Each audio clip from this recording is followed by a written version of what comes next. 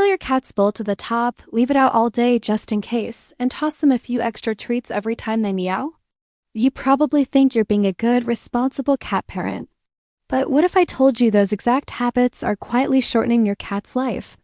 Across the country, vets are warning that common feeding mistakes, especially free feeding and dry food diets, are causing an epidemic of overweight and sick cats. In this video, we're going to break down the 7 feeding mistakes most owners make every single day, and I'll show you how to fix them before they turn into diabetes, arthritis, or kidney trouble. Let's start with the first and most destructive mistake: free feeding. This is when you leave a bowl of dry food out all day so your cat can graze whenever they want. Now, this seems convenient, but it goes against their very nature. In the wild, cats are wired to hunt, eat a meal, and then fast. They aren't built for a 24/7 all-you-can-eat buffet of calorie-dense kibble. When a bowl is always full, most cats just eat more than they burn. This leads to weight gain and, over time, a much higher risk of diabetes and joint disease. Surveys show nearly 60% of pet cats in the US are overweight, and free feeding is one of the biggest reasons why. The fix is simple: feed measured portions at set times. This puts you in control of their calories and helps you notice if their appetite suddenly changes. The second huge mistake is relying only on dry food. I get it, kibble is cheap, convenient, and easy to store. But cats evolved as desert hunters, getting most of their water from their prey, not from a water bowl. Your typical dry food is only about 10% moisture, while a mouse or a can of wet food is closer to 70% water. This long-term, low-moisture diet can lead to chronic dehydration, which is linked to urinary crystals and kidney disease. Some feline vets even call a dry food-only diet the single biggest mistake you can make.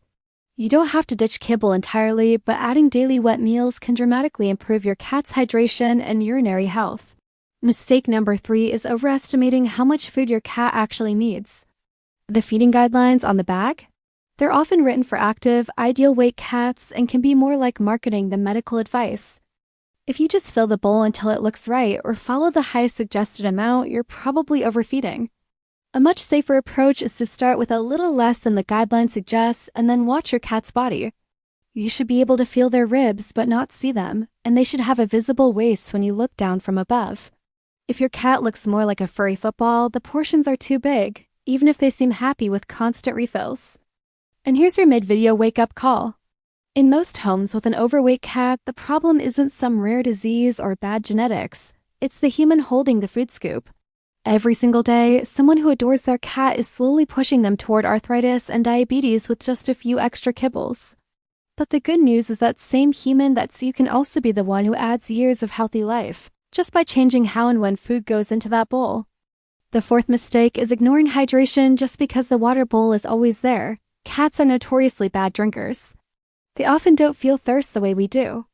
If they're eating mostly dry food and only taking a few sips of water a day, they're likely running slightly dehydrated, which puts constant stress on their kidneys.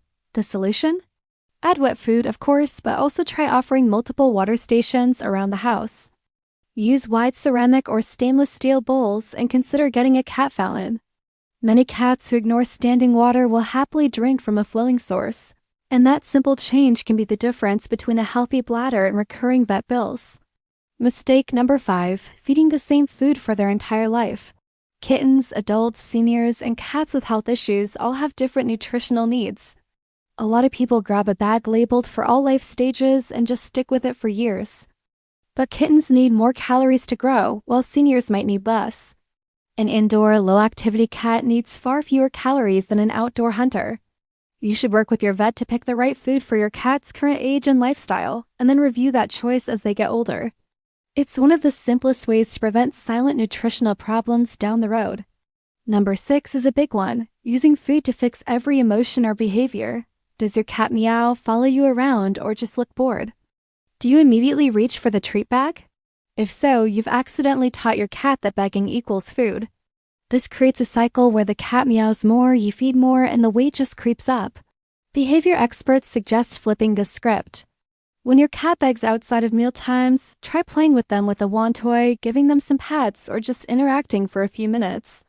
Many cats will be just as happy with attention as they are with a snack. This breaks the link between "I'm bored" and "I need to eat."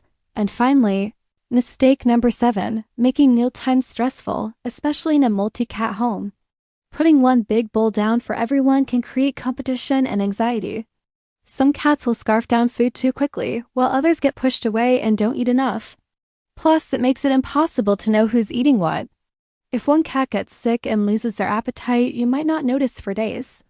A much better approach is to give each cat their own bowl in a separate space and feed them on a predictable schedule. This reduces stress and lets you monitor each cat's health individually. So, how do you fix all this without getting overwhelmed? Start with 1 or 2 changes at a time. First, you could stop free feeding by measuring out their daily food and splitting it into 2 or 3 small meals. Then you can gradually introduce wet food by mixing a tiny bit into their kibble.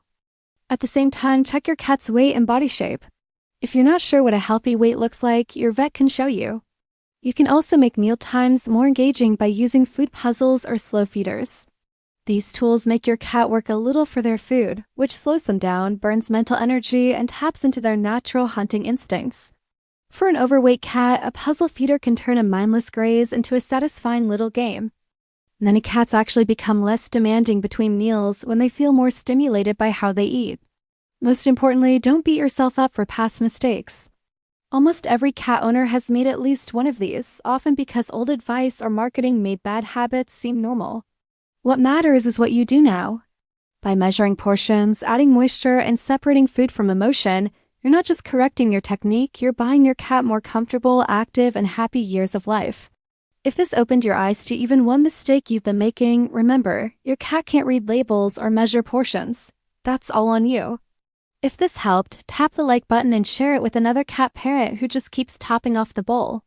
Comment below which of these 7 mistakes you're guilty of and which one you're going to fix first.